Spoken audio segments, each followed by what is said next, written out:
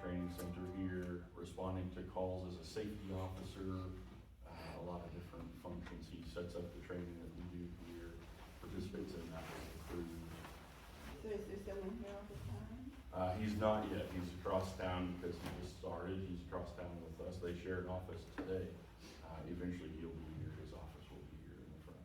So you'll have somebody here all the time? That's our goal, yes. Oh, okay. Yeah. If he's not out Well, on not all the calls. time. I mean, you don't Correct. have to spend the night here, right? Right.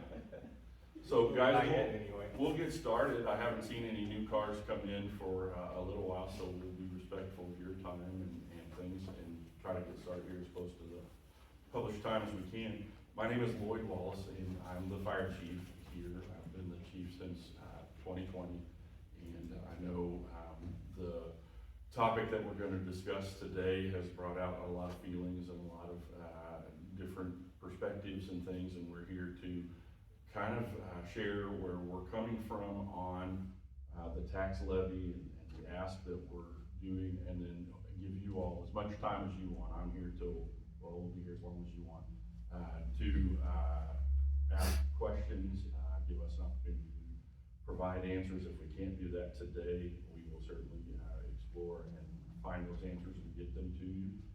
Ms. Patsy here in the front and I had a great conversation last Friday, and she had some questions and things. One of the big questions that she had was, where can I find information about the tax levy and things that we are asking?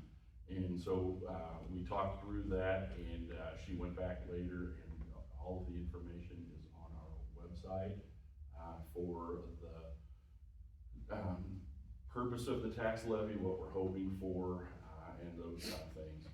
To help us kind of get started with the discussion today, I have some notes on kind of the history of the district and really how the district is in existence, all those things from back to 1986 when it was formed. So prior to 1986, the city had a volunteer fire department and the rural area had volunteer firefighters.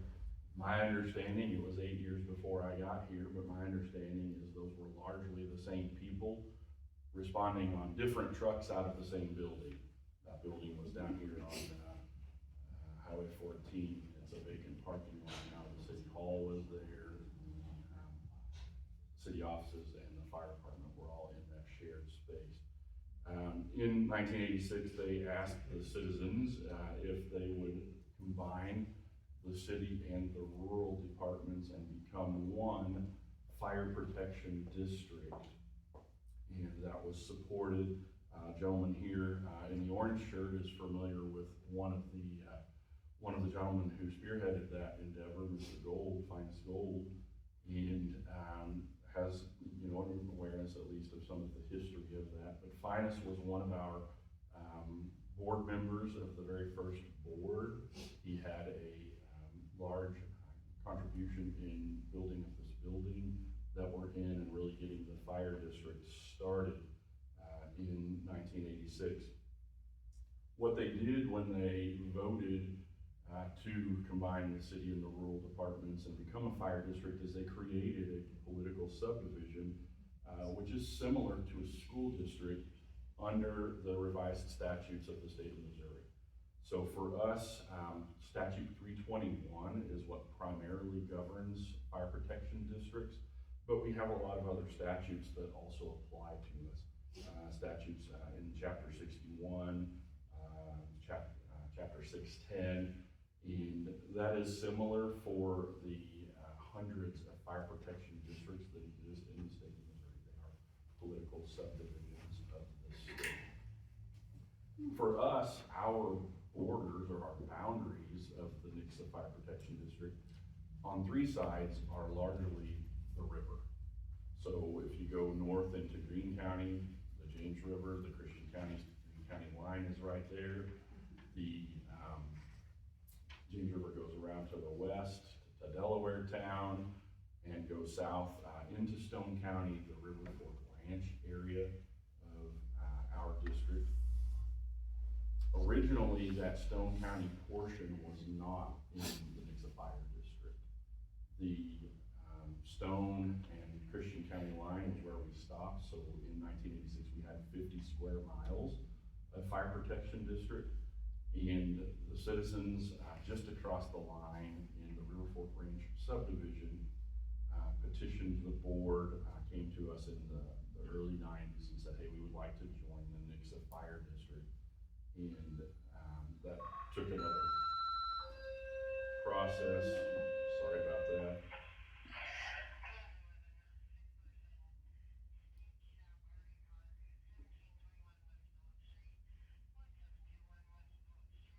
Turn that off.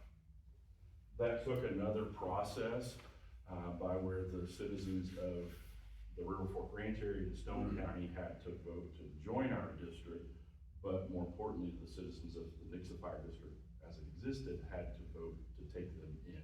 So it was a two-part process. That increased the size of the district to about 53 square miles of Christian and Stone County. We don't have any property that we protect in Greene County. That is a slight different from the school district. Nixa's schools go a little further into Stone County than us, and they also have a tiny little sliver of property in Greene County that they take students from. So we're similar to school district, but our boundaries are not exactly the same. We have, in Christian County, there are 7 primary fire protection districts. And I say primary where large portions of our district is in Christian County. That would start out west in Billings, Clever, Nixa, Highlandville, Ozark, Sparta, and Chadwick. Around the perimeter of Christian County, there are several other fire districts that have little slivers of property, much like the school districts do. And I'm not really sure how they decided on that. Maybe a road that was only accessible from Lawrence County picked up at the edge of Christian County. I know Marionville school district comes into Christian County, those kind of things. But there are some other fire districts as well, just like that, that pick up a little portion of Christian County, as well as the city of Republic has a tiny little sliver over around the Island Green Golf Course. So 7 primary fire districts. We are the smallest of those 7 with 53 square miles. If you reside within the fire district, if your address is within those 53 square miles, it's kind of like where your kids go to school. If you reside in the school district, they go to Nixa, you get service from Nixa Fire. There's not anything more you have to do. Your property is here, so it's just automatically served by the district, and that's regardless if your property is in the city or out in the county. We cover both. That's the benefit of the fire protection district, is we cover property in the city and in the rural area as well. If you have a question about your address and where you are, if you look at your tax statement, it would show on there FIR2. Same as the school district. The school district would say R2, that's Nixa Schools. FIR2 is Nixa Fire. We have a new development that's east of Cheyenne Road. So I mentioned the river on 3 sides. Cheyenne Road, this direction, is our eastern border between us and Ozark. And on the east side of Cheyenne Road, there's a new development called Cheyenne Valley that has a couple of 100 homes in there that shows that it's in the city of Nixa. It is actually in the Ozark Fire Protection District. Those boundaries that split the two were established a long time ago. The kids there actually go to Nixa schools, but they are served by the Ozark Fire Protection District. So it gets a little confusing, and that's why I just refer people back to their tax statement. FIR2 means that you're in the Nixa Fire District. Locally here, we have a 5-person elected board of directors, again, similar to school districts. They are on staggered terms. They're every other year, their terms come up, and they serve for 6 years. Fire Protection District board members elected for a 6-year term, which is the longest, to my knowledge, of an elected official in the state of Missouri. The board meets once per month minimum. Here at the training center, that's their desks. We just had a meeting on Tuesday evening. They meet here at 6 p.m. and they are your voice as the elected officials for the community, for really all things Fire Protection District. They oversee the finances and all those things. Funding for the district is from an ad valorem tax on real and personal property as assessed in the district by the Christian or the Stone County assessors. The tax levy gets approved by the voters, it gets authorized by the board of directors each year, and then it's submitted through the county clerk, reviewed and approved at the state by the state auditor's office. Currently, our levy has two parts. One part of the levy is a general operations levy that today is 0.6121. That part of the levy is subject to the Hancock Amendment, and as such, for next year, the levy will be rolling back. Assessments have gone up, so the levy is going back, and for next year, it will be 0.6030. The other part of the levy that we have is the debt service levy. Its inception was in 2015 with approval of general obligation bonds, and then that was approved a second time to be extended in 2022. That side of the levy is not subject to the Hancock Amendment. That levy is currently 0.0790 per $100 of assessed valuation. So that gives us a combined levy for 2025 of 0.6911, or about $4.3 million in general, and $550,000 in debt service. For 2026, the levy will be 0.682 for a general levy revenue of 4.6 million and 606,000 in debt service. The Hancock Amendment that has been in place since November 4th of 1980 places a limit on government's ability to tax and spend the residents' money, caps growth of revenue for political subdivision at the CPI or 5%, whichever is less. So when the county provides their assessment numbers, those come to us and then go to the state. They are the ones that do the tax pro forma, figure out what the tax levy is going to be, those kind of things. We are allowed growth in the assessments or in our revenue of 2.9. Whatever the CPI is this year, it's 2.9%. Or if it's higher, we had a few years ago during COVID that the CPI was 8%, we were still capped at 5% because of the Hancock Amendment. So that's a protection that's been in place since 1980. And again, the point of that is as the assessments rise, the levies reduce. So it's a balancing thing that's already taken care of. It's handled by the state. We don't have a lot of to do with the levy other than the board approving what the state tells us the levy is going to be. So they complete the pro forma, they do paperwork. We have to adopt that by September 1st. So again, all these things are lined out in statute as to when and where and how and all that.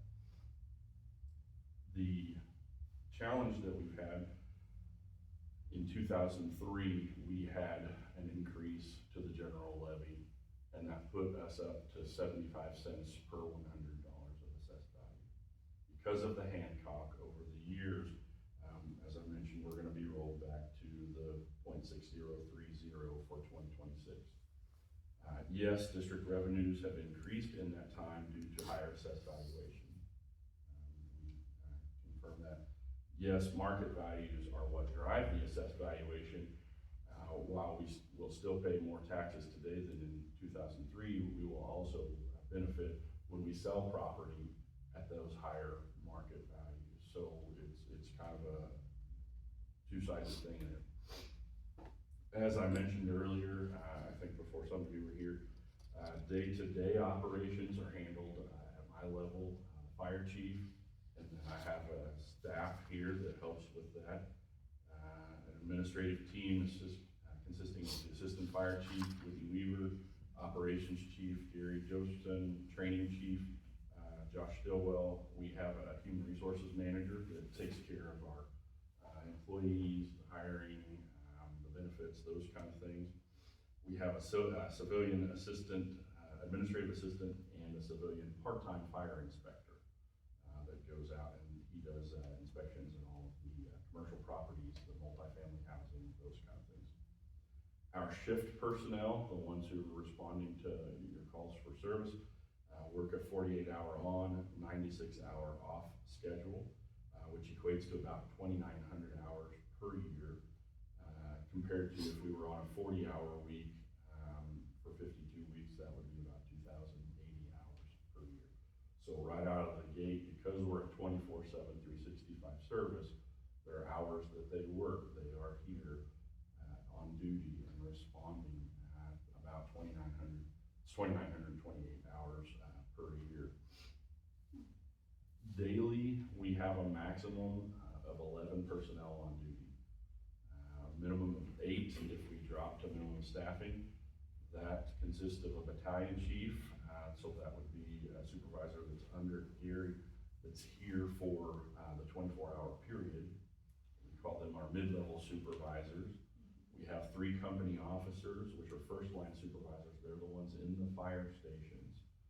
So they supervise the personnel in the fire stations.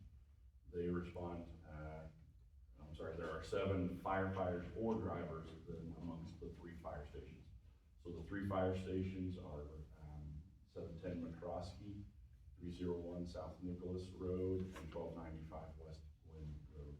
Fire stations are spread out amongst the community to help us meet response time requirement. And Patsy and I were talking earlier about the traffic that we have in town here. For us, one of the reasons we do the multi-company fire training on Sunday morning right now is because there's much less traffic in town. And so when we bring all 3 of the fire stations here to do training, it's easier for us to get back out to go handle any calls that do come in. Statistically, we are also a lower call volume on Sunday morning. For many, many years, the personnel are and have committed to doing fire training, specifically this multi-company training on Sunday morning. They know it's a benefit to the community, it's a benefit to the district, because we're not having to leave here and add to our response times when we're going to calls out and about on the community, in the community. The personnel do respond from those 3 fire stations to a wide range of emergency and non-emergency calls from this for service from the community. Fires, emergency medical calls as a first responder. For EMS, we have EMTs and paramedics, although I keep promoting paramedics. All 4 of us are paramedics. We have EMTs on the trucks and in the stations. We do respond out of our office when we're here for advanced life threat calls if needed. We respond to motor vehicle accidents, lift assistance calls. One thing that I brought up last town hall was smoke alarm checks.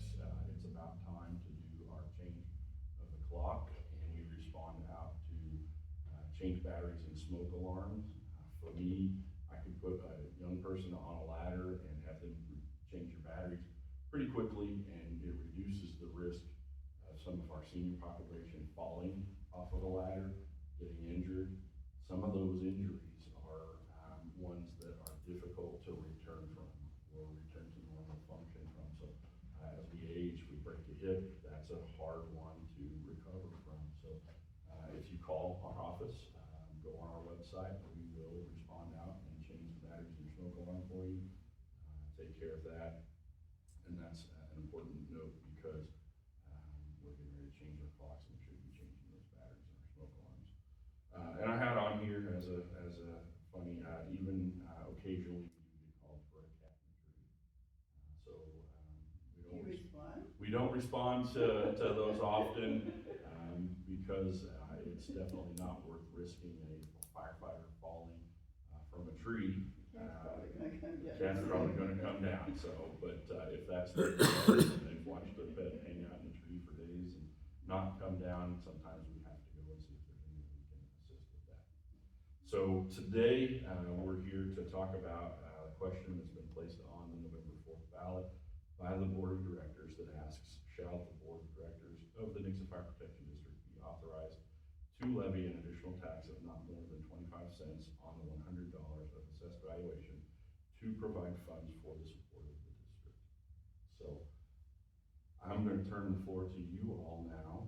You know a little bit about us, how we're governed, how we're funded, and things. I will say in there with the funding component, Patsy and I have talked in detail about the school district. They have a different funding mechanism where they have a state funding formula. They get funding from state, local, other sources. Our funding for the fire protection district comes 100% from local dollars. We have the ability and we have applied for federal grants over the years, and throughout our history, and all that's on our website, throughout our history, we have utilized federal grants to increase our staffing.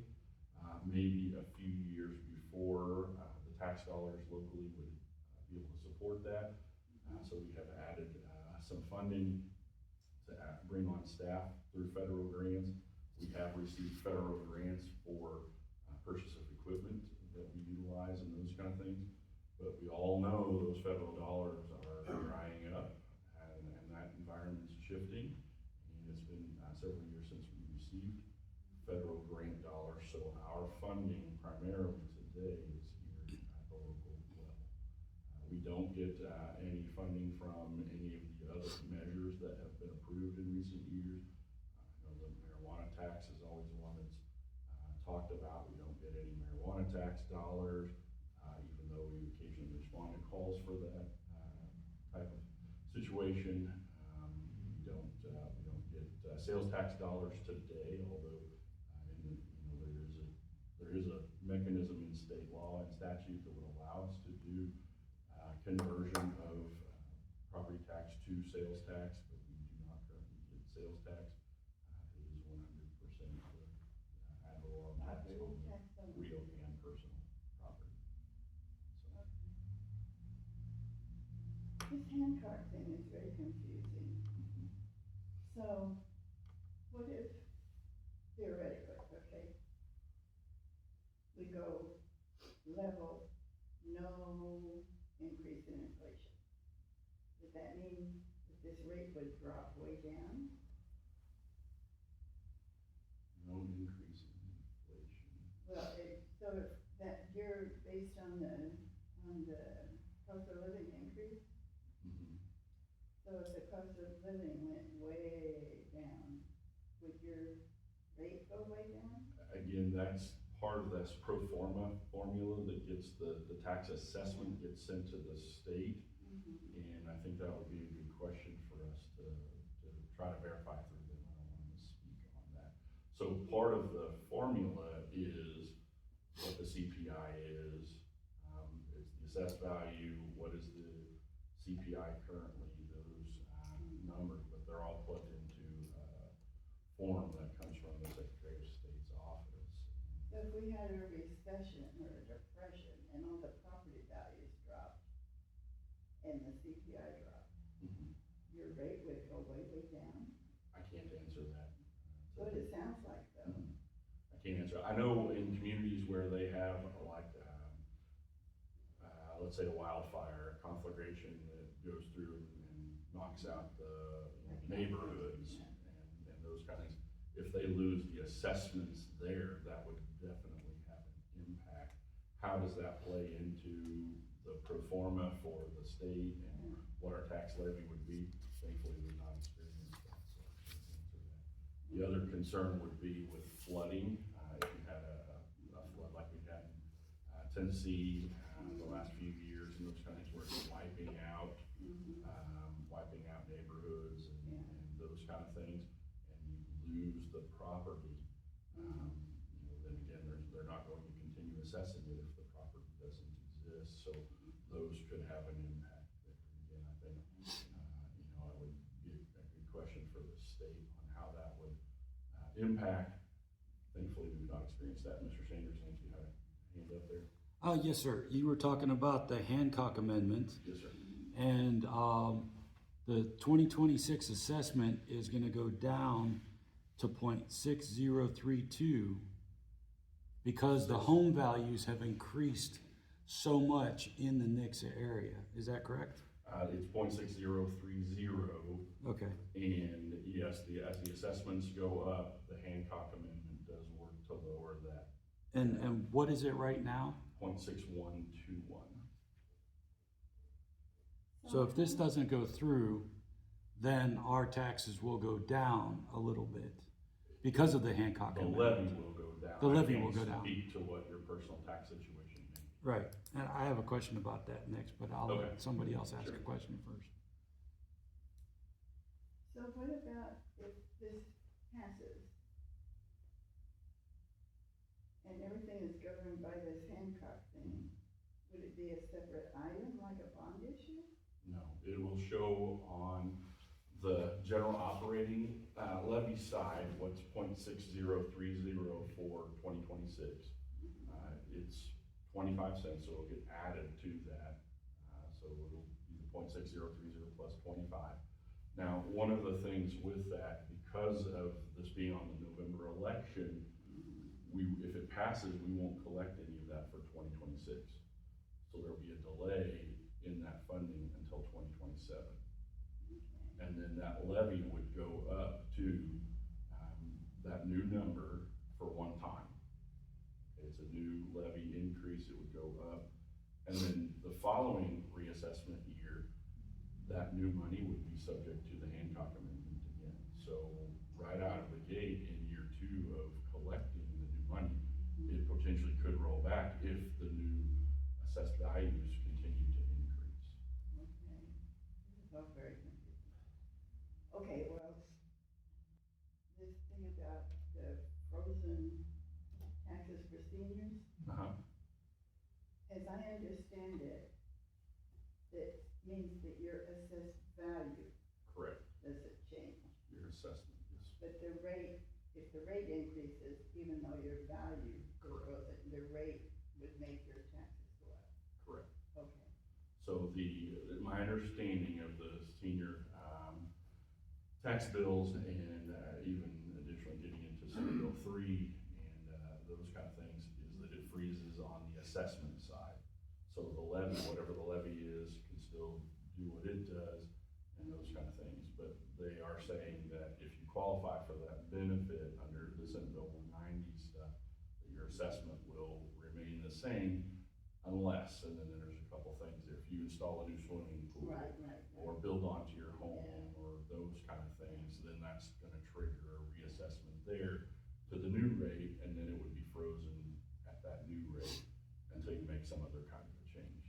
So, for the confusion that you have about all of this, we have a lot of questions and concern, confusion about the Senate Bill 190 and the Senate Bill 3 stuff, where they are with that, and what that's gonna do for the future of the political subdivisions such as ours in the state of Missouri. Got more homework to do. You got more homework to do. The Senate Bill 3 came about in the summer as a special legislative piece, so that the folks who we have elected that work in Jefferson City can get some tax credits and breaks for the sports stadiums in Kansas City. My understanding, it was a trade-off for that, and they're trying to retain those sports groups in the Kansas City area. So they put forth the Senate Bill 3 legislation in special session, and no one really knows where it's at right now, so. What are your concerns with 190 and 3? 190 and 3, I certainly understand what they're trying to do with 190, and that's freezing the assessment. Because, we've heard the stories of people with their assessments increasing and those kind of things, pricing people out of their home in way of taxes and those kind of things. Ms. Patsy shared with me earlier, she hasn't worked in 25 years. She's been retired. Hopefully, some of us get to live that long to enjoy retirement. But the assessment being frozen there is good for Patsy on her side of things. On our side of things, it's taking out of the potential growth that we would have had, in future assessment years. And it makes it difficult to plan for, increases in employee wages, those kind of, when we want to grow the department, add new personnel, those kind of things, because we don't really know what the impact of Senate Bill 190 is going to be. Because there was a little question in there that said the credits that are issued or given by the Senate Bill 190 legislation have to show up on our tax rolls as if they were actual income received. And so does that play into the Hancock Amendment and the potential rollback of our taxes?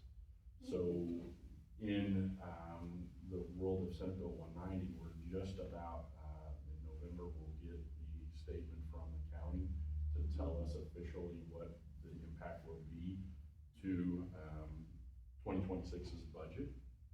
So, you know, while we're today working toward what our pay raise is going to be, what, you know, I'm still waiting on a cost estimate for our potential increases in health insurance for our employees for 2026 today, those kind of things.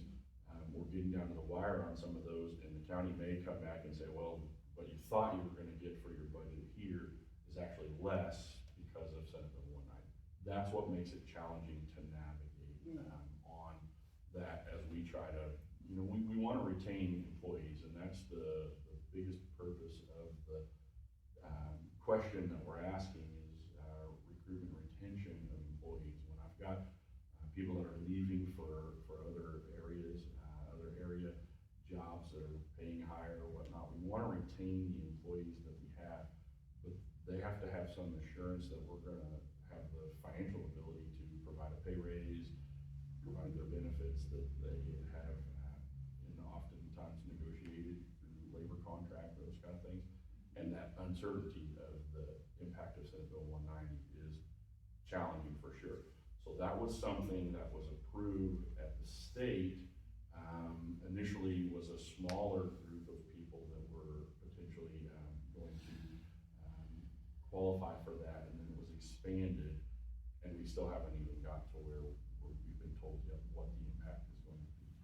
There are other programs, and I hope that you guys are aware of these. There are other programs such as the circuit breaker tax credit and different things that help with the property taxes for those who qualify that are funded by the state. And that information is on the Department of Revenue website. Those didn't go away from my understanding. The Senate Bill 190 is in addition to. So there are means from the state level and now from the local level that will help with the tax for those who qualify. So. But how do you qualify? Those would be questions for the county. No, I mean, are they based on income or age? The Senate Bill 190 originally was for those 62 and over, so there was a qualification there based on age.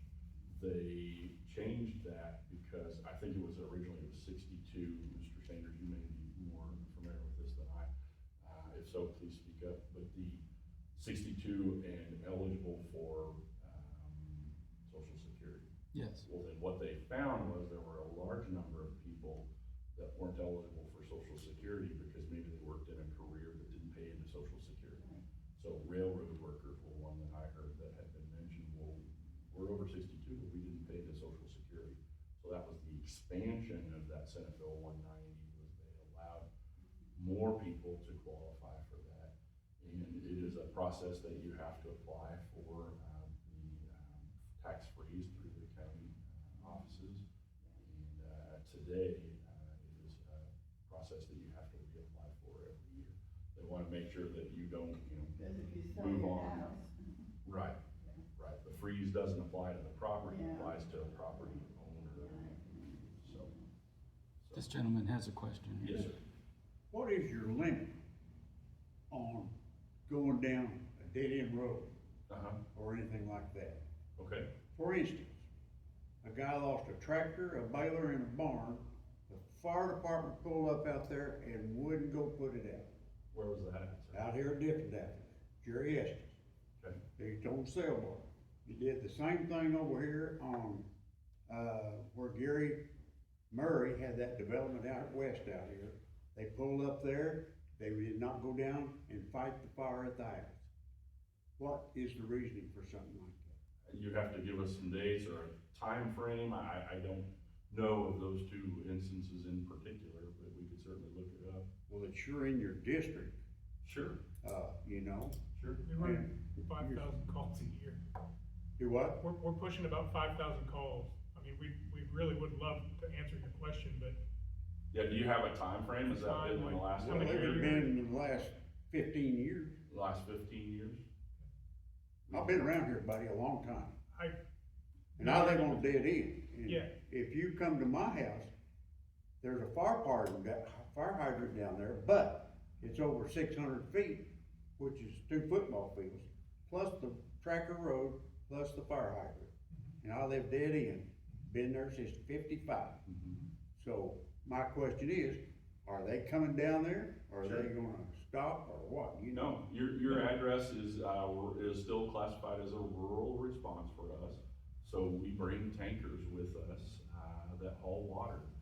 If that hydrant is close enough that we can use, and the fire trucks today carry 1,000 feet of large diameter hose on there that we connect to the fire hydrant. If it's within 1,000 feet, we're gonna go to that fire hydrant and not worry with the tankers. But where you are, and I'm familiar with where you are, I helped you with the burn permit and the burn issue earlier this year, so I'm familiar with where you are. Okay.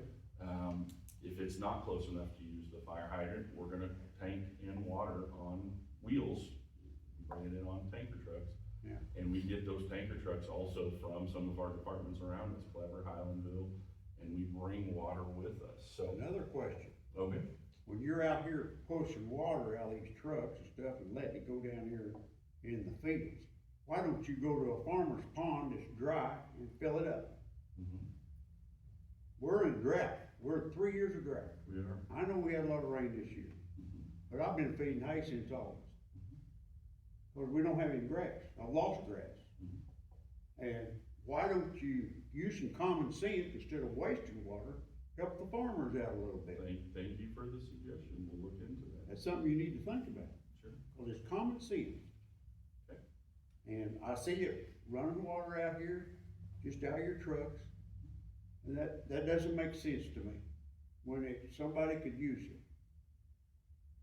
And be profitable for you, because we're feeding cattle to feed you, you know? And if the farmer's the last one, he gets a shaft all the way around. You can see that in Washington DC right now. You'd think Argentina voted for Trump, the way he's trying to take care of this. Going back to the SB 190, people who are applying for SB 190 is less than 5% of the population of the county. Is that 5% of the county valuation going to impact all of the taxing entities like yours that much that it has to be like one of the largest political issues whenever it comes to taxes?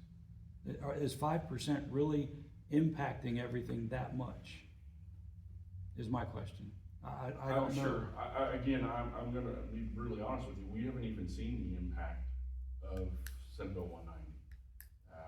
I have asked for that, I have been provided a preliminary number, and officially the information will not come from the county until I think it's required November 30th. Okay. For us.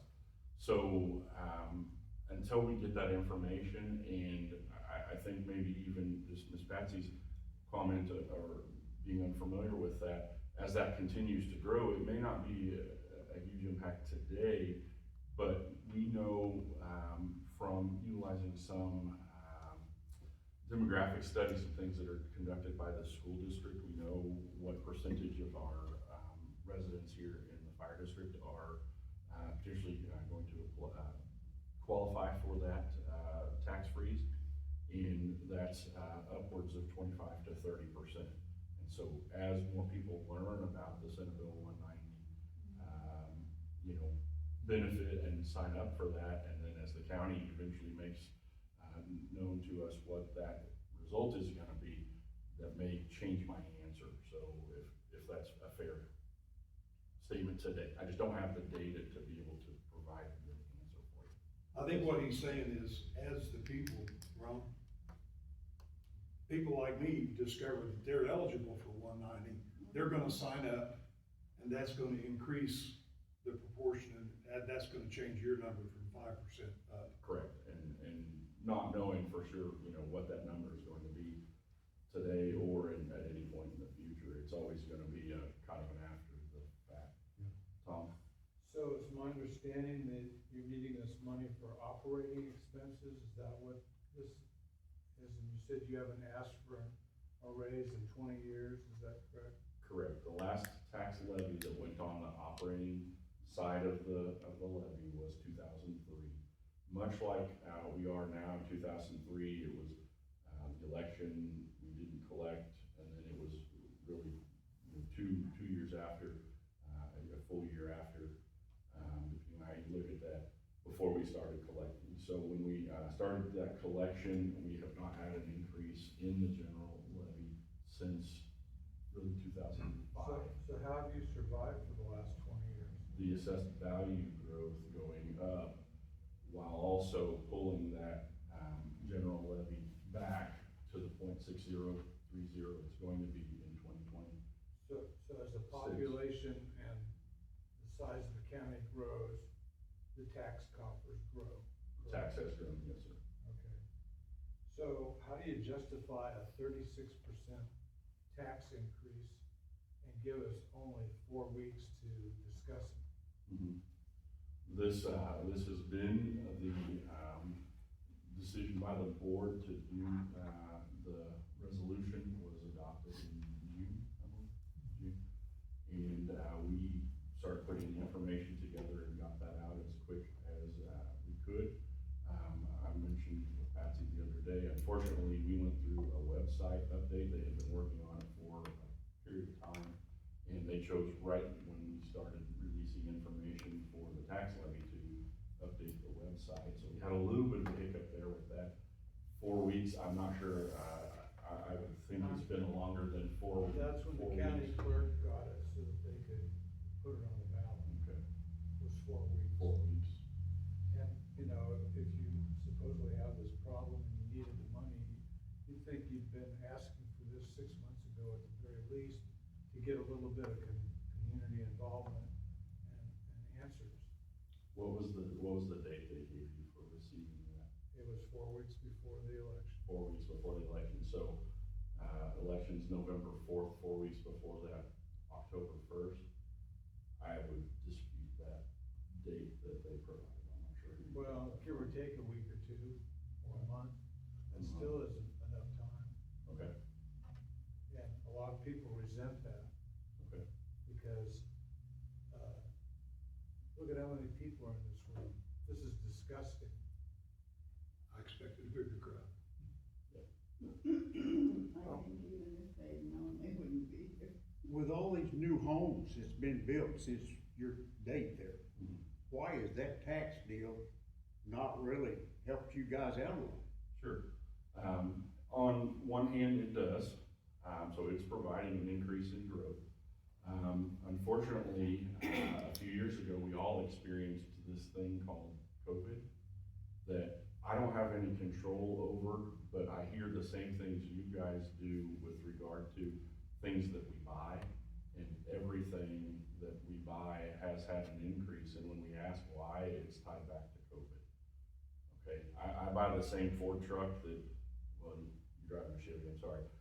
We buy Ford trucks for the department to respond in. We purchased one of those in 2020 that was $32,000.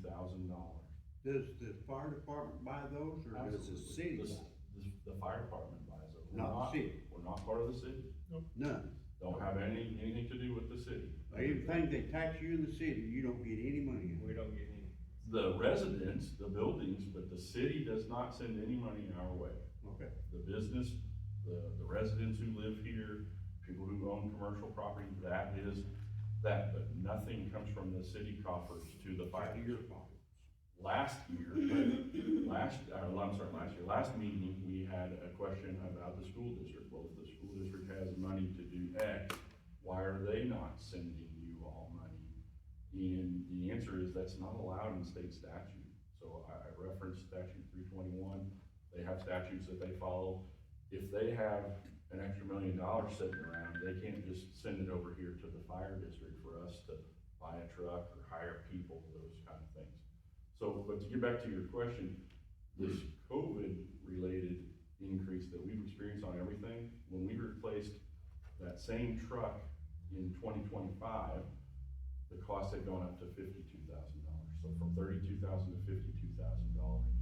And that's where the Hancock Amendment, going all the way back to 1980, those kind of things, has suppressed on one side the budget and made it challenging for us to keep up, just like it is for you, sir. We understand you're feeding hay, hay is more expensive, you're buying diesel fuel for your tractor, diesel fuel is more expensive.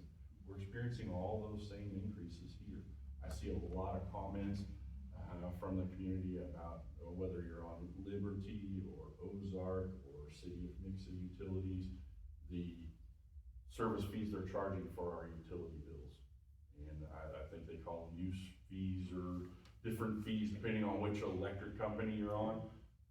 We have fire stations that we buy electricity for, and we experience those same increases. So we're in this together. We share those same concerns that you have, and we understand where you're coming from, Tom. The reality of this thing is, on top of the increase in goods and services, we are also combating an increase to wage and trying to retain employees. In 2020, January 1, when I became the fire chief, the starting wage for a firefighter was $10.23 an hour. I don't know what minimum wage was that year, I didn't look at that, but a starting firefighter wage was $10.23 an hour. The years that I have been fire chief since 2020, as the state has raised minimum wage, we have raised our entry-level firefighter wage to try to stay just a little tiny bit ahead of that. January 1, 26, what we're talking about now, the state minimum wage is going to $15 per hour. Our entry-level firefighter wage is going to $15.20 per hour. Okay, Patsy and I talked about this at length last Friday. We have 7 entry-level positions today that are at that level, making essentially what's just barely over minimum wage come January 1st. The question was asked about the tax increase for raising wages for those 7 people, and unfortunately I can't just raise the wage for those 7 people to get them above minimum wage. There was a department nearby that tried that a few years ago, and they started losing people in the top end because the bottom was getting pulled up. And so for us, the pay is a scale. As I bring up the bottom, the top kind of maintains the same separation, and that's not unlike really any other career profession. We are still what I would consider a blue-collar profession. We do trade school to the equivalent of about 3 semesters to get the certification requirements to start as a firefighter. We have a lot that we have hired, the majority of those 7 that have come right through that program here at the local community college with 3 semester credits to get requirements for firefighting. But we are required, just like everyone else, to maintain that minimum wage. We weren't before. There was an exemption for government employers. We didn't have to meet that. Now we do. That came about this summer as well with some legislative changes. But it's been our desire to keep their wage ahead of minimum wage.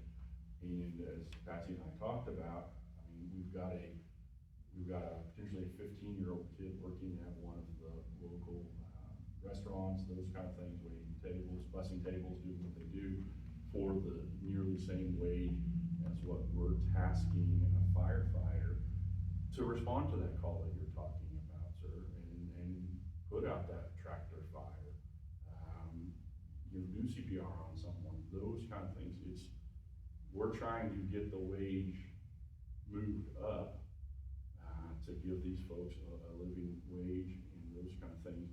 And the suppression from the Hancock Amendment, yes, there's growth to the budget, those kind of things. All those external forces on there, is what has brought us to the point where the board felt it was time to ask for the increase. So as inflation goes up and the prices of everything goes up, the tax amount of money you're getting goes up also, the coffers go up. You know, So we how have- much, I'm talking, so how much money back in 1980 was your budget compared to what it is today? We've got that. I went back to 8. Not to 80, we've got to 2003, I think. So what I'm saying is, you're already getting an increase in money based on just the growth of the county. But to ask for a 36% tax increase, that's asking for a whole new level of monetary income. That seems totally unfair. So how much is the difference between 2006 or whatever we came up with and now? So in 2003, it was $635,000. When the 75-cent levy, took effect in 2005, it jumped to 1.5 million. Yes. And then since then, as you can tell, it's gone up each year, and now with 2025, this current year is 4.3 million. Well, it seems like you guys have plenty of money coming in. Do you have a surplus? There are years that we have surplus, funds. Surplus funds, as of recent, have come about because of interest earned on money in the bank accounts. Whoever, would have imagined that interest rates would be where they are today, and I understand they're going back down a little bit, but there is some interest from, surplus enough from interest. The other big thing that we see, and primarily where we see any surplus, is from unfilled positions. So if I have a firefighter that leaves our organization and goes to work somewhere else, quits becoming a firefighter altogether, whatever the case may be, if their position goes unfilled, well, I'm not spending money on their wage, I'm not spending money on their benefit at that particular point in time, but that position is still budgeted, and so we have to keep that money allocated in the next year's budget, because eventually we're gonna refill that position. So what's the surplus right now Uh, for this year or last year? Mr. Sanders, do you have the answer to his question on the surplus from last year? I know we provided you some information this week. I don't have too much information on a surplus. I do know that your net position at the end of 2024 went from 9.037 million to 10.045 million, which was a $1 million increase in your net position in that 1 year time frame. A big portion of that came from interest on your investments of $385,000. And what you briefed at the very beginning was at the end of 2025, you were expecting the general purpose property tax to go from 4.2 million to 4.6 million, which would be an increase of about $400,000 as well. And that was going to be my next question. He has 4.3 million up there for 2025, but you briefed 4.6 million at the beginning of this meeting. The 4.349, let me get back to this sheet here. The 4.349 is the general side, Okay, and then the 550,000 in debt service. So that's the bond, the general obligation bond. 2026 is going to be 4.631 million. So you're talking the difference between 4.631 and 4.349. right. So even with the Hancock Amendment reducing your levy, you're still going to be moving up a good bit. So you are at least keeping up with inflation with your numbers. Correct. And that's one of the reasons that, you know, I've taken my position, and I'm sorry, I wanna support everything that our government is supposed to do, but until I see stress in the numbers, until we see, you know, year over year, of you guys stressing out about your budget shortfalls and stuff like that, a 36% increase is just too far, considering what we've already done to the taxes across the county. And maybe it's people not being aware that the school tax is gonna be added to the whole thing, and then the ambulance tax is gonna put more pressure on their pocketbook, you know? And 37% for here doesn't sound very big, but for my house, it's an additional $142 in taxes just for the fire department for the year. Sure.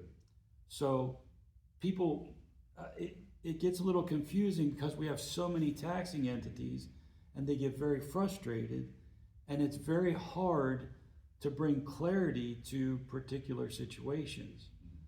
For example, you guys are up on the ballot, and the county also has a question on the ballot for a sales tax. So everybody's gonna be very upset that their taxes are increasing, and they're gonna vote no on both of them. And I know that the county has already been stressing for the past 3 years about their budget, and they've already had to cut and trim and do as much as they can, selling cars, selling property, just to keep the budget in the positive. Whereas you guys have had a net increase year over year pretty much, which means that you guys are well-funded, you're not feeling the heat yet. Not yet. And it's just unfortunate that it's how it's gotta be with the inflation from the past 4 years, and everything. I don't think that the community can handle that type of increase right now, which means everybody's gotta feel it in their pocketbooks before we can really do a drastic anything. That's my opinion. What we're trying to do with the question is, again, stay ahead of the point where we have to sell vehicles or property or the things that you're mentioning. We know that because of where the election falls, we're not gonna collect that money in 2026. It would be 2027, before that rolls in, those kind of things. So, you know, we certainly know that it's a big ask. And what we're trying to stay ahead of here, also, it's not just for our retention purposes for our current employees, but we're also at a point where we need to grow, we need to bring on new firefighter positions. I mentioned total employee counts 41. A few years ago, we added that extra person. We were at 40 for a while. Our intention was to bring on one at a time and try to add or increase to our staffing here in that manner. And unfortunately, because of the minimum wage increase and the things that have been discussed, we have not been able to bring on. So one new firefighter just serves 1/3 of our department, one shift. There are 2 other shifts that are short a person compared to that shift because we have not had the funding to bring that person on. So the growth to the numbers, and certainly we understand the increase to the assessed values, we understand the increase with the new construction that comes in and those kind of things. We need to be planning for higher call volumes. And in order for us to do that, we have to have the people to respond to the higher volumes of calls. And to the gentleman's point, we don't want to leave any call unanswered. If someone calls 911 and they request service, we don't want to leave their call unanswered. But as the community continues to grow, we have to be able to get out ahead of that, have staffing. I can't hire them and expect them to respond all in a day. Whenever that day is that you're talking about, that's met that, we flip and the coffers are not supporting the operation. So we're trying to get ahead of that, bring that staff on today so that we can grow the department for the next phase of, responding to calls that we had the numbers there earlier and those kinds. One of the previous times that we were able to do that, and the gentleman was here, I'm not sure how many of the rest of you were here, but in the 2008, 9, 10 timeframe, when the economy slowed down, well, that also kind of brought some slowdown here. And for us, that's a welcome slowdown, because it gives us an opportunity to kind of catch our breath, reassess things, and get ready for the next run, if you will, that we're going to experience. And so for us, it's about retaining the employees that we have. It's also about recruiting new employees and getting them ready for the responses that we have. Oftentimes today, we have calls. I mentioned the 4 of us coming out of the office, or whatever we're doing, responding to calls, because our 3 fire stations and the crews within those fire stations are out on other calls. They're taxed, they're stretched to the limit. We have capacity today with our fire stations that we have to add more people and not have to build new fire stations, those kinds. Is that gonna be forever? No, that's not gonna be forever, guys. Someday, as the community grows, we'll have to ask and build another new fire station. We have this side of the district covered, we have that side of the district covered. We have that side of the district covered. Where would that tell you that we might in the future need a fire station? Obviously that direction, to the south. So, but we're not there yet. We have capacity in our existing fire stations to house more personnel, to be able to respond to the calls for service that the community engages us for, but we just don't have the funding. And so it's the retention side of existing employees, the recruitment side, growing the numbers for meeting the call demands for the future. So, yes, sir. So 2 questions. What are you guys making money from investments on? That's one. And then the other one is, what is your retirement program? How many years do you have to be in the fire department to be vested? Absolutely. So that at 55, you get 100% of your invested? I really wish that were true, honestly. The first question, our investments are held here through with our bank, so local banking firm. Our dollars are kept right here in the community. And you make how much money on those investments? Whatever the going interest rate is at that time. Our money is all right here locally. It's not invested in the stock market. It's not. We're bound again by those statutes that tell us where we can put funds and risks associated in those kinds. Our funds are right here locally. Can you buy gold? Do we buy gold? No. Why not? Our money. The bank should have gold. Our money is right here in the coffers of those up there. So. It's fiat currency, it's not really money. I understand.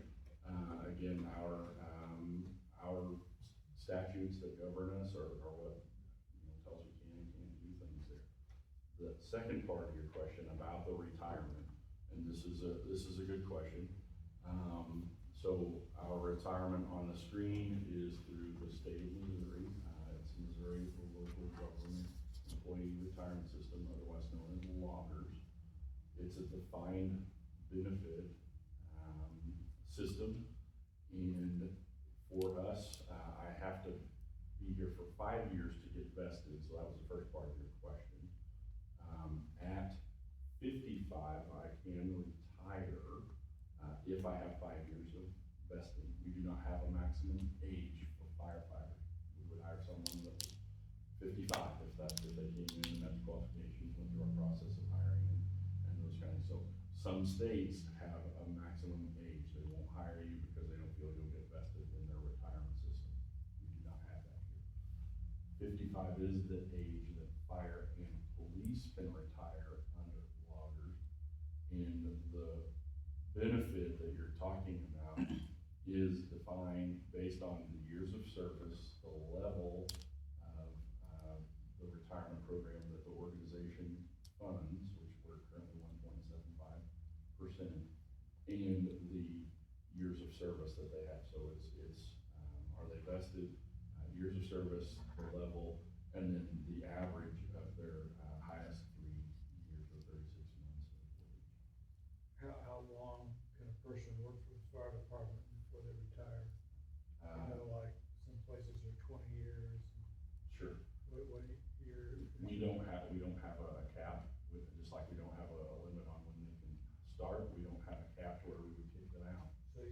6 years, then you're fully vested and you get the full retirement. It's not full on your wage, and so there is some confusion with that, that we see, Springfield Fire Department is a municipal. Years ago, they had a retirement fund funded by the city for police and fire. When they did their 20 or 25 years, whatever it was, at the end of that, they got, a certain percentage, and part of me says that maybe it's like 80% of their wage in their retirement. So they made 80% just as if they were working, only they were not working. So do you, pay into social security? We do pay into Social Security. Our defined benefit, program through Logger, is much less. So if a person served for 25 years and retired, again, it's gonna be that 1.75 factor, how many months of service did they have, and, what was their final average salary. So it's gonna be, it's not the 80%, it's not 60%. What is it the Nixa Fire District does that's different than other fire districts that actually saves the taxpayer money? Ask me your question one more time. What is it that your fire department does differently than other fire departments that actually saves the taxpayers money? Okay. Do you have an example of a fire department that actually saves the taxpayer? Well, there's some fire departments that have a blend of professional firemen and they have volunteers. Okay, sure, thank you, that helps me frame up where you're coming from with your question. So for us as an organization, we were, a combination department, as you're, talking about in the very beginning. So we were all volunteer in 1986 when this gentleman was aware of our roots and we started out. They hired on the first full-time, person, which was the fire chief. From that point, they added positions as time, and funds would allow. My history here, I go back, I was the fifth or sixth full-time person hired in 1998. So from that time, 1998 until 2009, we were slowly making that transition of hiring the volunteer personnel and becoming a career, department. Why? Because our community was changing, was the biggest factor for that. We had volunteers that had a name on a roster that we were paying work comp insurance for. We had gear that we purchased for them and those kind of things. On the other side, they weren't responding to calls. And so, at last town hall, we talked about this with a gentleman who was here. He referenced it as paid on call. We were doing that. If the volunteer personnel or the paid, on-call people came, they got, a little stipend for responding to the calls and those kind of things. As our community shifted, a couple things were happening, with that. Their time to, commit to responding to calls, for service became less, and the family time and the things that they wanted to do outside of their full-time career and their volunteer opportunities became more. So they were working, more, to spend time with family, we talk about the community, the schools, the parks, whatever it may be, they were involved with a lot of things. So their time to commit to responding to the calls that you were asking about became less. And so we were kind of forced, in a sense, to switch from the, model that you're talking about, where we had some volunteer personnel, paid on-call personnel, to having all career personnel. And one of the things that we, were graded on for our, insurance rating that affects your homeowner's insurance is how many personnel we have, how much training they do, how many calls they respond to, a lot of different things. And so having these, inactive personnel on the roster wasn't helping us. In fact, it was hurting us. It brought down our overall number of training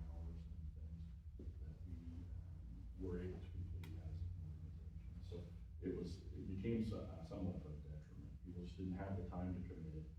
They had other outside interests besides volunteer work, and it started to become a detriment on our ISO rating to where they weren't participating. And so the organization at that time made that transition to bring them on. If people aren't participating, you just take them off the list, and then it doesn't affect your numbers, right? Except if they're paid on call, that means there's still an expense there. Right. They're required to have personal protective equipment, firefighting gear. There's an expense there. They're still required to, train. There's an expense there. So, that's the other Well, side if a of it. person wants to be on, or they don't wanna be on, it all comes out in the numbers. Okay. So what are some other ways that the fire department, novel ways that you could save the taxpayer money? I hear all this, we're gonna spend money this ambulance barn down here, that's so disgusting, it makes me wanna spit fire. I mean, you have a perfectly good ambulance district building there for 2 ambulances, and they tear it down and they build this $1.2 million monstrosity that rivals any fire department in the rural areas. So, I wanna hear some ideas on how to save the taxpayer money. There's never any of that. What's even worse is they work against us, the taxpayers. Take Macaulay Park. They need to upgrade it for handicapped kids. Instead of upgrading it, adding a few things, make it work, no, they tore the whole thing out at $700,000. I see this happening everywhere in government at all levels. And here we are at the fire department, and I'm asking, what novel ways do you have? Do we have to ask AI? Maybe AI says replace everybody by robots. Maybe that's the way we'll do it in the future. Sure. Yeah. I know that 90% of my job is trying to save money. I've managed the build on Station 5 with the first bond. I came in under budget.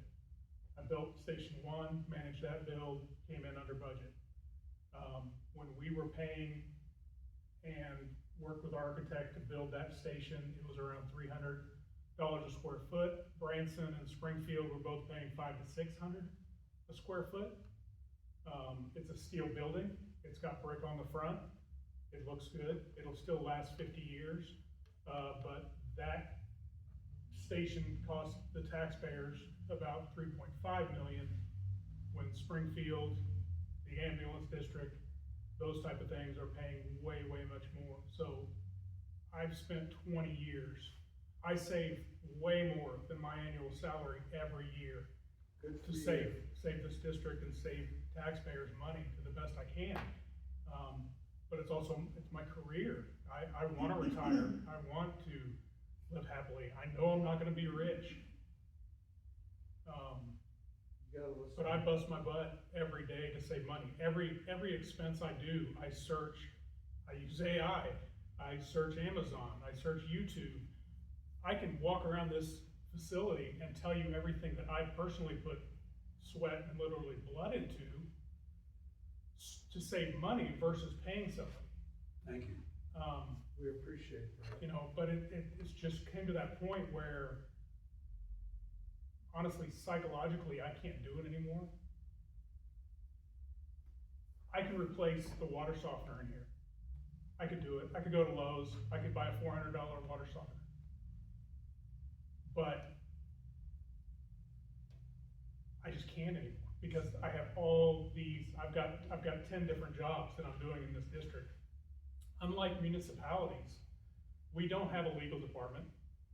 We do have HR now, but there's so many things that I think larger government has that basically Lloyd and I, we're legal, we're HR, we're financial, I'm IT, I manage a lot of the IT stuff.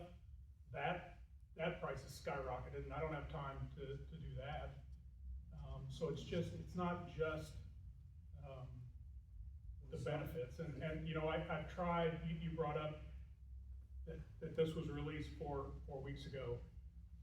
We've been discussing it at chamber meetings, we've been discussing it with other government entities, we all work together to try to do that. I can't send enough press releases. I can't force it onto, onto the news. There's no yard signs up at all. There's actually 50 of them up. 80% of the people I've talked to don't even know there's an election on the 4th of November. And I don't know how. One, we can't, as government entities, spend taxpayer monies to put those signs up. The signs are not ours. They come from our union. The union does it. It's out of their money, their coffers, to promote that. We can't promote it. I can put out facts on Facebook. I can put out factual information on, the website, but I can't ask for your vote. I cannot, as a district member, spend any money or ask for a yes vote on tax increases. You said you put out how many signs for the year? The local, I believe, put out, they have 50 yard signs and then 3 or 4 big. And it may be more than that. I don't know. It's not Maybe it's ours, not. so I don't have. Yeah, it's not my part of my. There are yellow yard signs out across the district that I the haven't seen one. local has put out. I know there's one on the corner, right by the junior high. Yeah. There's a 3 foot, But we don't have, 3 foot sign on. sadly, we don't have control of that. 160.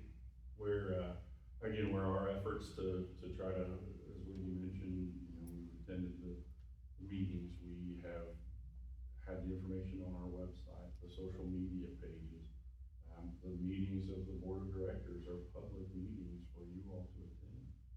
If we required a quorum of voters, like any other business entity, any other political group, they have to have a quorum before they do business. And if we had to have a quorum of voters, 30% of the voters, if they don't vote, then whatever you're asking for money-wise doesn't get passed. Sure. All of a sudden, I bet there'd be a lot more people voting. I'm not sure there would be.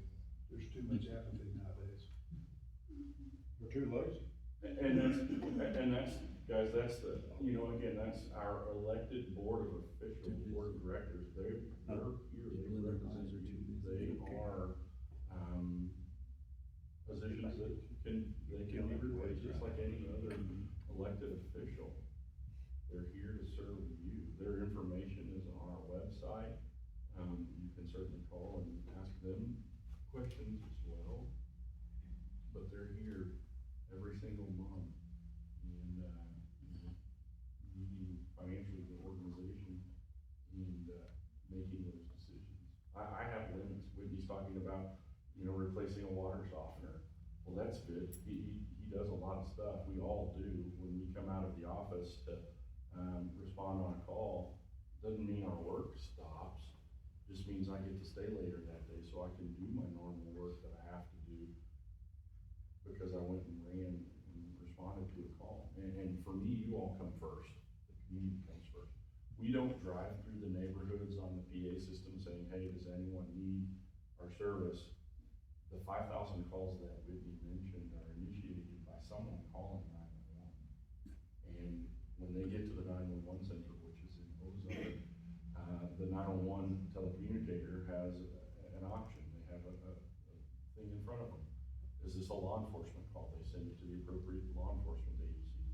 Is it an ambulance that's needed? They send it to EMS. And we kind of take care of a lot of the rest. And there are people that say, well, you shouldn't be responding to that, or you should respond to that differently, or you shouldn't respond to that at all because someone else could do it, those kind of things. I don't have time to poll, and I appreciate your perspective on that. I don't have time to poll 30% of the district when she calls and needs my help to say, should I go help Patsy? We're making those decisions based on the best information that we have available to us. And if it's something that we can assist them with, we're going to that call. Where I was going with that though, the work that we do would be changing a water softener. He did a lot of the final work in this room, in this building, those kind of things for IT and things. If we hire that stuff out, it has to go out for bid. It has to be publicly bid. It has to be, and oftentimes we have to pay prevailing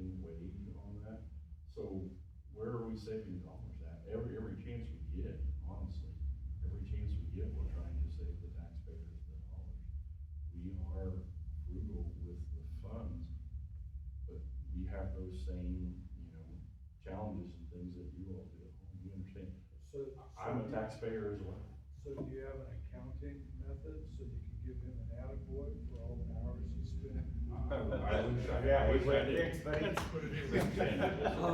That's what we get. Thanks. Yeah, with people being confused about the different emergency services, and now we're talking about finances and everything. I do know that the ambulance district, every time one of their ambulances roll, okay, either somebody's gonna pay for a service or their insurance is gonna pay for a service. For example, an ambulance ride from Nixa up to Springfield will cost an insurance company or an individual anywhere from $3,000 to $5,000. For fire calls, is there a bill that is sent to the individual resident, or do you guys bill their insurance company Never. for a charge? We do not do either of those. Can't. And so that's the other side of this thing. The revenue, again, is solely based on our, local level taxes that are paid here by the residents of the community. And certain things, if we responded to a hazmat call, the state and the federal agencies have a spill or pays law. So if we responded to a hazmat call, a fuel spill at the convenience store, whatever, we could, in theory, bill for those. But it is very difficult for us to bill for other services. So if we change her smoke alarm batteries, pick him up off the floor, put out his tractor fire, go to his house and get his cat out of the tree, we don't charge for any of those services. We just don't. And so that's, I guess, another, way that we're saving you money. If you live in rental property and you are paying property taxes, we all know the reality of that. It's passed through to the tenant, right? But if all you're paying property taxes on is the vehicle that you're driving under personal property, that might be $25 a year, $50 a year, whatever that amount is, to the fire district. Now, you all have raised some concerns about school district and ambulance district and other taxing entities. We understand how those things stack, but if your tax that you pay to the fire district is minimal, and you call 50 times a year, guess how many times we're gonna do our very best to respond to your calls? Still 50 times a year. How many times you've called? And for us, that's where it starts to kind of get in on this, psychological situation. We have people that we literally respond to 50 times a year for one reason or another. And we have a gentleman that we're working with our medical control right now to try to find a solution to get him some more permanent help. But since June 18th, earlier in the week, we had responded over 40 times. Since June 18th, I've responded over 40 times for things that he or his medical pendant had called 911 for, to say, I need some help for a variety of different reasons. And we help take care of his issue. We don't think that's sustainable long-term, and I would hope that no one in the room would think that's sustainable long-term, responding sometimes 3 and 4 times a day. But today, that gentleman doesn't have any other option. He's having other assistance. The end goal, hopefully our medical director can help work to find him either some in-home help, a place that he can go, a facility that can provide him, the homemade kind of stuff, assisted living, something of that nature. But today, when he needs something, we're responding to that. Unfortunately, the rest of the community is helping to pay for that. And that's just the give and the take on this whole situation. So I hope that answers your question, Mr. Sanders. We're not charging for anything. Until this room, and I'll say this at the risk of further discussion, until this room and the room next door became available, we weren't charging for anything. Now there is a rental fee attached to this room, and that rate is different if you're a community member or not from the community. And the reason for that with this training center build, we had a need for a space like this. Our board of directors meetings, Mr. Sanders has attended one of those, and we had a packed house here that evening for a swearing in promotional process. Our firefighters take an oath when they promote or get hired. In our room across town in the other station was about 1/3 the size of this room. That's probably too large still.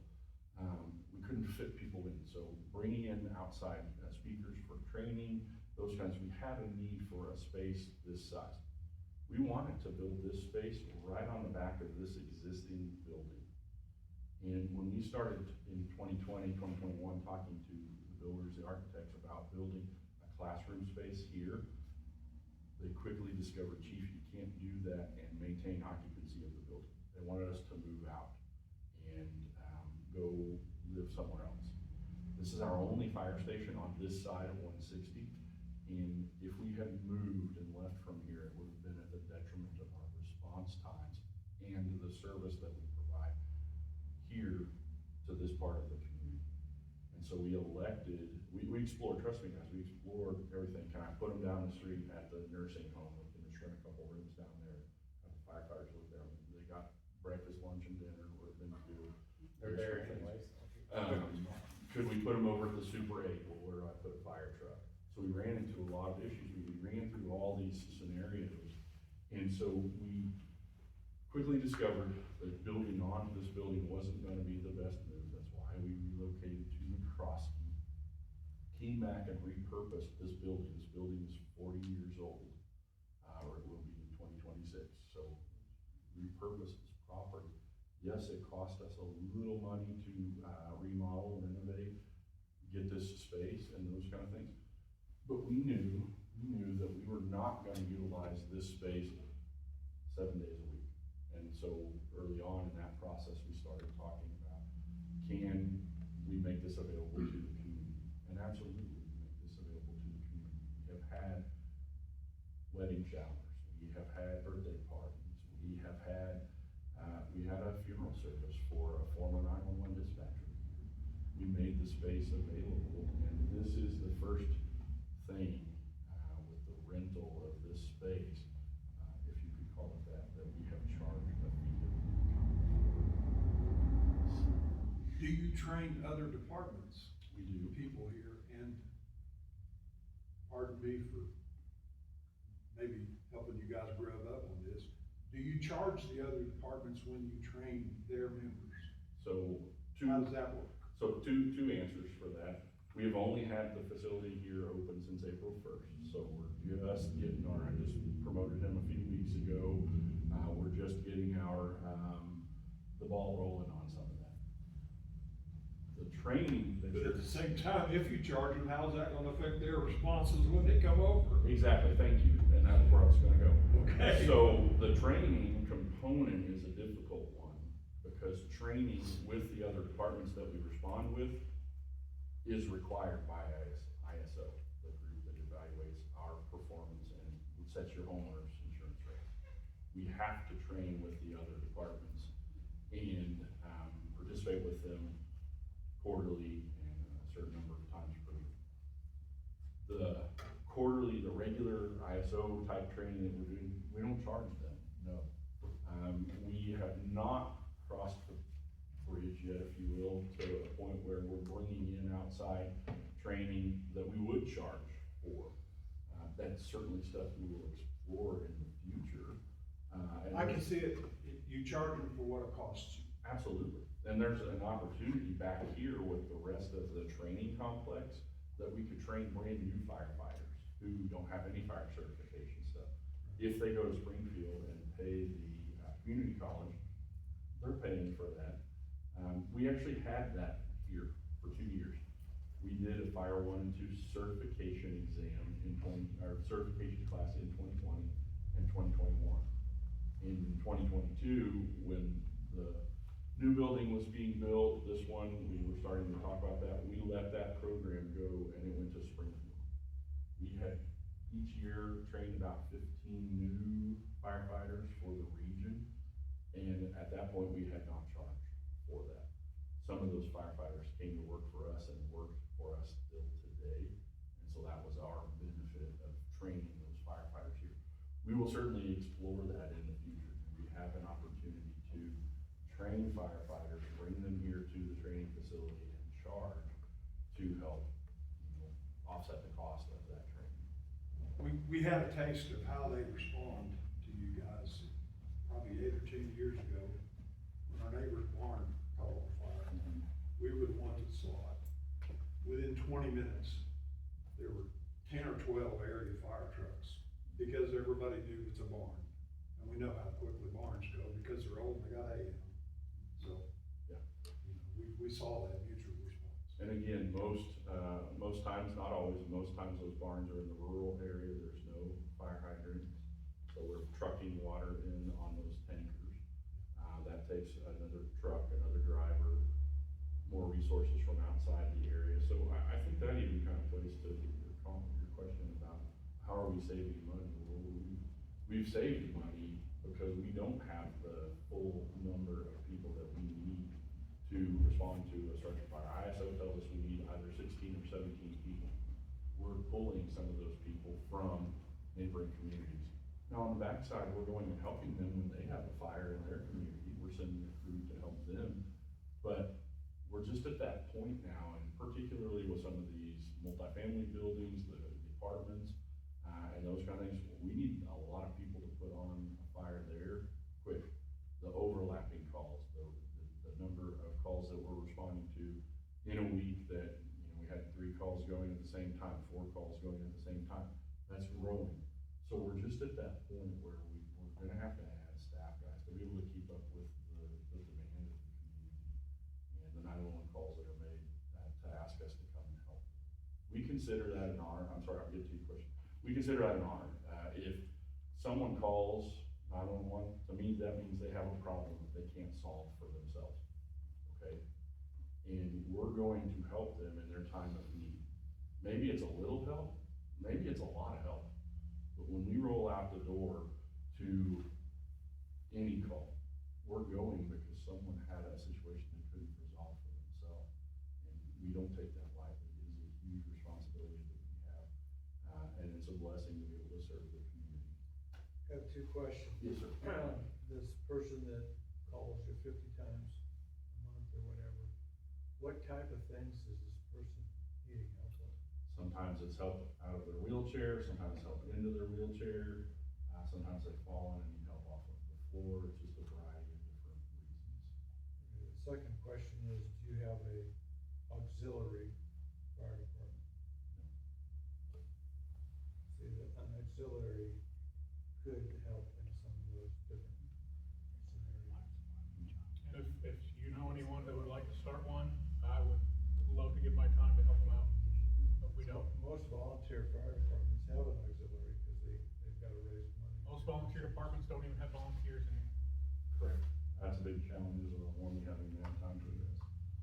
Can we talk about the employee benefits for a minute? Absolutely. On the, it says that employees get life insurance, or basic life insurance. What's the basic? Basic life insurance coverage is provided by the district for them is $25,000. Now, there are benefits to them if they die in the line of duty. That's what I was gonna say, workers' comp. Workers' comp could come into play, but certainly the federal public safety officer benefit could come into play.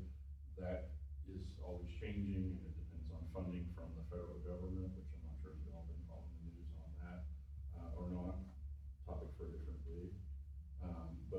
Yeah, there's a lot of variables that go into that if they die in the line of duty. Okay, and then the employee assistance program, Yes, ma'am. legal advice? The employee assistance program is offered by a third party. It is something that was new when I became the fire chief. We were seeing some of our employees with struggles at home or struggles with family, those kind of things. I'll be brutally honest with you, it's a $2,000 per year investment, and the employee and their families can call the number for the employee assistance program if they're having a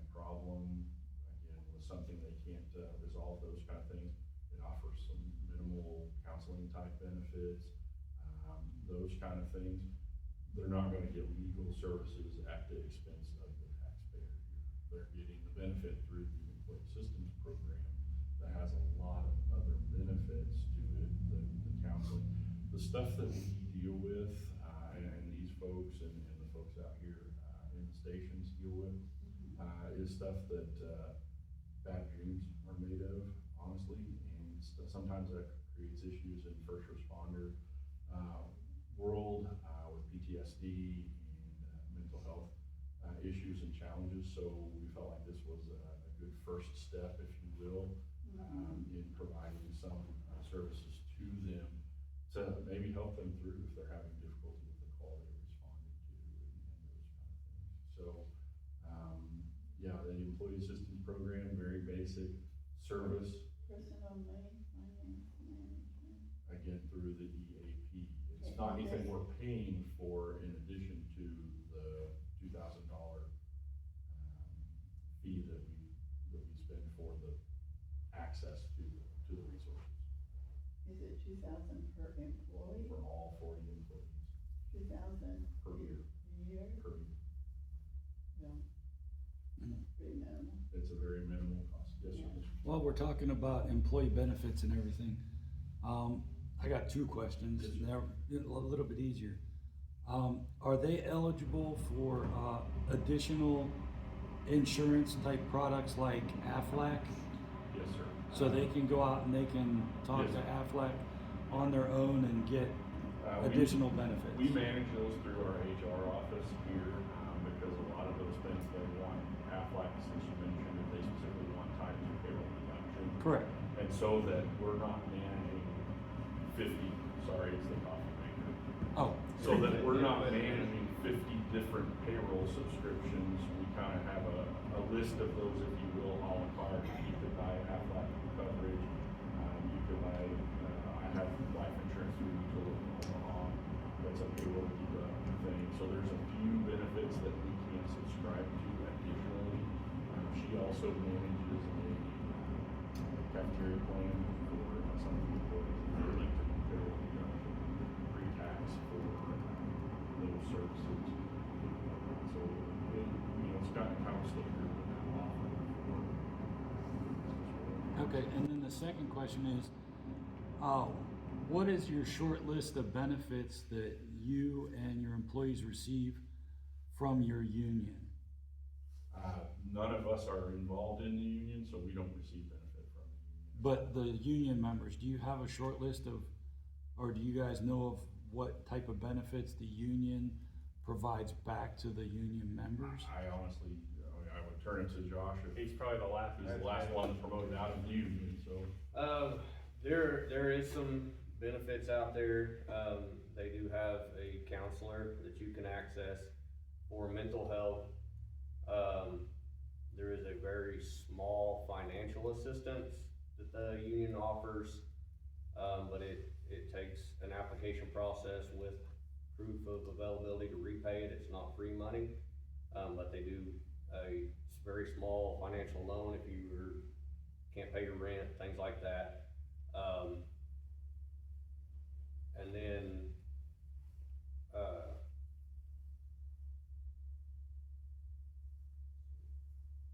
that's really it. No They have- discounts on insurance products or any type of, I mean, we have the standard, or I did, whatever, they have the standard lower rates at a hotel because they're a union member, those types of things, but nothing outside of that. Okay. Nothing more than just showing a government ID card. To my knowledge, yeah, they don't manage any of those benefits. Yeah, they don't have any programs, what you're benefits asking. for, the only benefits they offer is the small monetary benefit, and then we do have access to, counseling, if you need mental health. They have access to mental health. thank you. And it goes covers everything from PTSD to, marriage counseling, so. Yes, ma'am. Do you have drug testing? We do pre-employment drug testing, absolutely, and post-accident or post-work comp drug testing. And you have to pay for that. District pays for that, Pay for yes, that. ma'am. Well, I'd like to put something in perspective. About 3/4 of our tax money goes to the calculated per employee what their wages and benefits are, and they're less than yours. Yours are, like, I've forgotten the number, in the 80,000, yours are 88,000. But they only have 3 quarters, so if you annualize theirs for a full year, when they only work 9 months, Yeah. it's way out of sight. Plus, they have a lot of employees who only drive school buses, work in cafeterias, make way lower wages than teachers and whatever, so. Overall, looks to me like you're doing okay. So I don't remember the figure you gave us for you put your money in the bank, but how much did you guys make last year by putting your money in the bank, your investments that you said you had? Sure. I have that number. It's $385,000 of interest on investments. That's the interest income that you guys have received, which is almost as much as your debt service purposes. So, you know, if you keep on investing, it's possible that your interest on investments could become your funding for debt service purposes. It could equal out even. I wish we had a glass ball and would know when those interest rates are gonna fall back, cause there were many years that we had no interest. Yes, So, that's, yeah, so that's what makes that challenging. We're, you know, what's It's not the as level? sustainable, it's a Yeah, what's one-time the amount, level you know, of certainty really. on that? yeah. But I understand where you're coming from, I do. I recognize that. Yes, sir. Gentlemen, thank you for your service and your time. I've got things to do. Thank you for coming, sir. We Thanks for appreciate coming. you. I got my Good boots to on. see you. I'll get up. Yeah, you can. He can be a gate getter for you. My question is for the man on the computer. Do you, I didn't see any handouts, if there are, just because I missed them. Do you have the ability to print that list of, there are probably 15 questions up there? And, because there are about 3 of those that I'd like to see answered, and I'll come back Monday and ask them then, Okay. okay? You can ask them now. Yeah, you should certainly ask him that. I'll wait till Monday. I haven't fed my wife yet. We do have some information back there. Most of the stuff. Oh, okay, I can see it. Most of the stuff that Whitney was pulling up there is available on our website. Just Google Nixa Fire if you use the internet. I know we talked last Friday about Facebook. That's another means that we had put a lot of stuff out on, but we don't. Yeah, but we know it'll burn everyone you does. quicker than it'll help you. We know everyone doesn't use Facebook, so the website is where we try to keep the information updated and all of that. And if you go to that retirement thing, there's a thing you can click on Blogger, and it tells you in detail how the pension Absolutely. paid, how it could be. Okay, thank you. I do have one more thing. Floor is yours. You have, your services on there listed. Jim Hughes. About radio. Jim in heaven. Was it weather radios? Yeah, Okay, they don't have them at Walmart, they don't have them at Walgreens, they are almost a thing of the past. and they have to be coded. And I went to the website to see what it costs to get them coded, Uh-huh. and it's Do you have one? not available. Do you have a radio? No, No. no. What kind of phone do you have? Oh, but I was thinking maybe it'd be a good idea to not show your website. Thank you for the update. Some of those things from the old websites got through. You're correct. That probably should not be there. It's been a minute since we have sold weather radios. We, at one time, sold hundreds of weather radios. And we sat in the office and Every day. programmed them and sent them on their way. I'm asking about your phone. If you have a smartphone, No, I have a weather radio. do you? What we found, why we quit selling the weather radios is because the technology here caught up and just replaced Oh, the tell me technology. about it. They wake me up in the middle of the night to tell Yeah. me It's gonna rain tomorrow. Yeah, so, you know, we got away from that, but thank you for that information to pull that off the website. Yes, Do sir. you guys sell anti-choking devices? Yeah. There's a certain amount of people that die every year from swallowing something and they can't expel it and buy this thing. It's kinda like a plunger. Yeah. Yeah. But if you guys could research which ones are the best, you could have that as a fundraiser if you want to and sell them out of the fire station. Unfortunately, again, the state says how much we can sell and profit, and honestly, for state statute, we can't have fundraisers. If The we, auxiliary could.